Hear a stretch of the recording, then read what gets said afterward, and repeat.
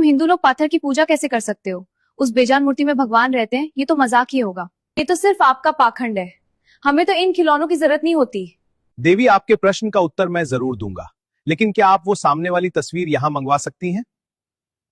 जरूर, ये मेरे स्वर्गीय पिता की तस्वीर है। मैं उनसे बहुत प्रेम करती हूँ।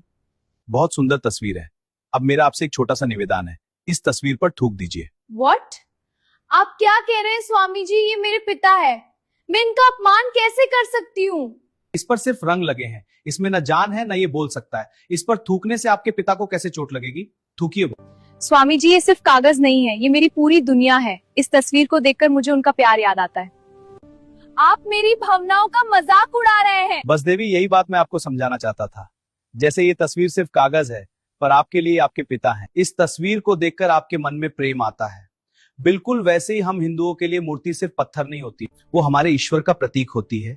उस मूर्ति के माध्यम से हम उस परम शक्ति को महसूस करते हैं। ये अंधविश्वास नहीं, ये भावनाओं का विज्ञान है। लेकिन मेरे मन में एक और बड़ा सवाल है, अगर बुरा ना माने तो पूछूं? पूछिए देवी।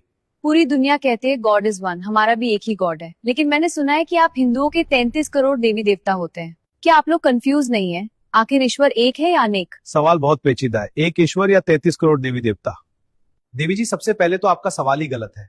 हिंदू धर्म में 33 करोड़ देवी देवता नहीं, 33 कोटि देवी देवता है। मतलब मैं कुछ समझी नहीं। हमारे वेदों में लिखा है 33 कोटि देवी देवता। संस्कृत में कोटि शब्द के दो अर्थ होते हैं। अंग्रेजों ने कोटि का अनुवाद करोड़ कर दिया और मजाक बना दिया। सिर्फ 33 प्रकार? कौन कौन से? सुन लीजिए ध्यान से। 12 आदित्य सूर्य के रूप, 8 वसु प्रकृति की शक्तियां, 11 रुद्र चेतन शक्ति के रूप और 2 अश्विनी कुमार, कुल मिलाकर टोटल 33। ये वो शक्तियां हैं जो दुनिया को चलाती हैं। बाकी सब इन्हीं के अलग अलग रूप हैं। आपकी बात समझ आ गई कि 33 करोड़ नहीं बल्कि 33 कोटि देवता हैं, लेकिन फिर भी 33 ही क्यों? आपका भगवान ऑल इन वन नहीं है? ये एक गंभीर प्रश्न है।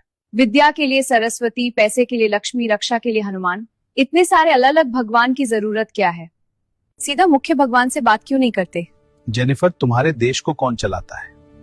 हमारे प्राइम मिनिस्टर। तो क्या तुम्हारे प्राइम मिनिस्टर खुद जाकर सड़कों पर झाड़ू लगाते हैं? क्या वो खुद बैंक में बैठकर पैसे गिनते हैं? या खुद स्कूल जाकर बच्चों को ABCD पढ़ाते हैं? क्या इतने सारे काम अकेला प्राइम मिनिस्टर कर लेता है? नहीं, वो तो PM है। काम करने के लिए उनके पास अलग अलग मिनिस्टर्स होते हैं, जैसे education minister, finance minister, defence minister. बस यही लॉजिक है जेनिफर। हमारे परमात्मा एक ही है, वही इस सृष्टि के प्राइम मिनिस्टर है। लेकिन इतनी बड़ी सृष्टि को सिस्टमैटिक तरीके से चलाने के लिए उसने अलग अलग विभाग बांट रखे हैं। जैसे अगर तुम्हें नॉलेज चाहिए तो एजुकेशन मिनिस्टर के पास जाओ, यानी माँ सरस्वती। अगर धन चाहिए तो फाइनेंस मिनिस्टर के पास जाओ, यानी माँ लक्ष्मी। अगर सुरक्षा चाहिए तो डिफेंस मिनिस्टर यानी हनुमान जी। और अगर बारिश चाहिए तो वाटर मिनिस्टर यानी इंद्रदेव।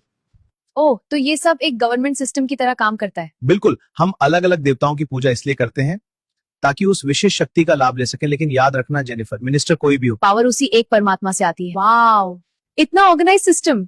आज समझ आया कि सनातन धर्म सिर्फ आस्था नहीं, पूरा मैनेजमेंट सिस्टम है। ईश्वर एक है लेकिन उसकी शक्तियां अनेक हैं। सही चैनल चुनिए, अर्जी जल्दी सुनी जाएगी।